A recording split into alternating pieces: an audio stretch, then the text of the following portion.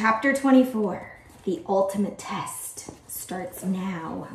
The ultimate test is going to take 3 days. This, chapter 24, is called the ultimate test day 1. There's a spelling bee with a picture of a bee and 2 kids standing at the front of the classroom. The 4 unbreakables met by the flagpole before school. "Don't worry, Mauricia," said Joy. "When you get sent back to kindergarten, I will still be your friend." "Thanks," said Mauricia. "I know you'll do great. Nobody can jump rope like you can." "True," Joy agreed.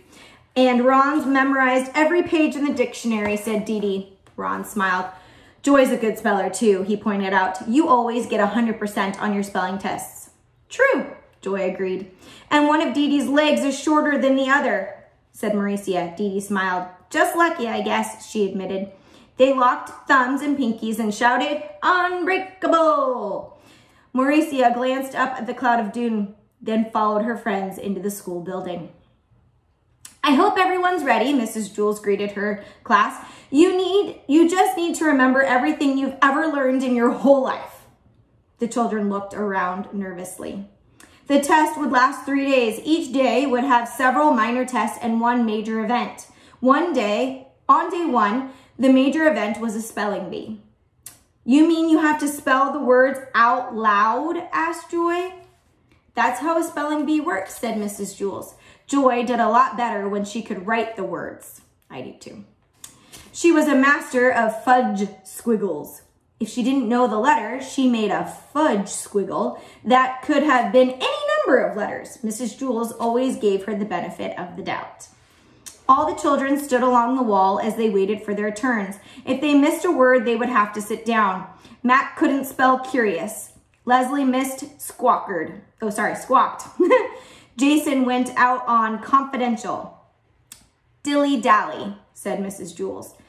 "Dilly-dally," Todd repeated. He got every letter right, but left out the hyphen, because dilly-dally is spelled D-I-L-L-Y hyphen D-A-L-L-Y. "It's not even a letter," he protested. Mrs. Jules told him to sit down. Jenny missed skateboard. Joy was next. "Helicopter," said Mrs. Jules. "Helicopter," Joy repeated. H-E-L.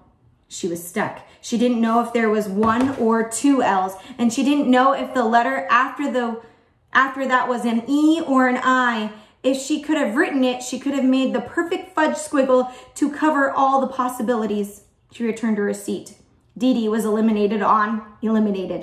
A short leg didn't help with spelling. After a while, only 3 students remained: John, Ron, and Mauricia. "Spectacle," said Mrs. Jewell. "Spectacle," John repeated. S-K-E-P-T-I-C-A-L. That's skeptical, if you didn't know. There's spectacle, which can be like a big event or glasses, and skeptical, which means you are doubtful. Only Ron and Mauricia remained. "Orchestra," said Mrs. Jules. Murmurs could be heard around the room. Nobody thought Ron could do it.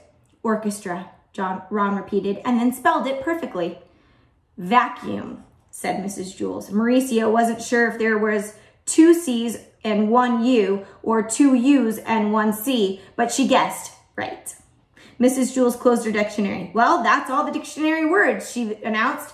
I guess I'll have to use words that aren't in the dictionary." Uh-oh. It was Ron's turn. "Thrupplebub," said Mrs. Jules. Ron had memorized the entire dictionary. He was supposed to spell how was he supposed to spell an undictionary word? "May I have the definition?" he asked. "It's when you count to 3 and fall asleep in the middle," said Mrs. Jules. "Oh, that's easy," Ron said, then correctly spelled the non-word. "Fudge squiggle," said Mrs. Jules. Mauricia spelled it perfectly. She even included the hyphen, having learned from Todd's earlier mistake. "Whoomp," said Mrs. Jules. Again, Ron asked for the definition. "It's the sound made by a jump rope as it brushes against the ground," explained Mrs. Jules. Ron gave it his best shot. "W-H-U-M-P-H. "I'm sorry, Ron," said Mrs. Jules. "There are 2 N's in whoomp." "I win, Mauricia explained. The class cheered. Ron felt cheated. If it's a made-up word, who gets to decide the number of M's? Mauricia's smile was big and bright. Ron was not smiling.